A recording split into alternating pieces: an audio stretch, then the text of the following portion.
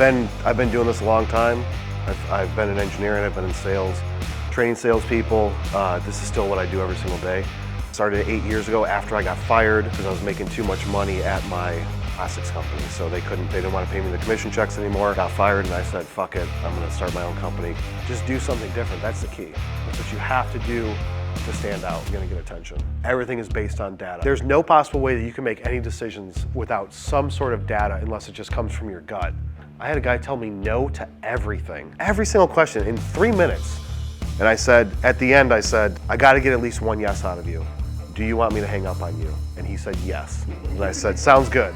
And I said to the team, what if we posted 3 times a day? That's too much. I'm like, let's test it. So we tested it, guess what? Impressions and engagement went up. So I said, let's push it to 5, went up again. Asking yourself, why am I doing this? Because industrial companies typically just do things because they've always done it, you have to ask yourself, why are you doing it? So to me, it's just, if you do those things, you can hit any goal you could possibly imagine.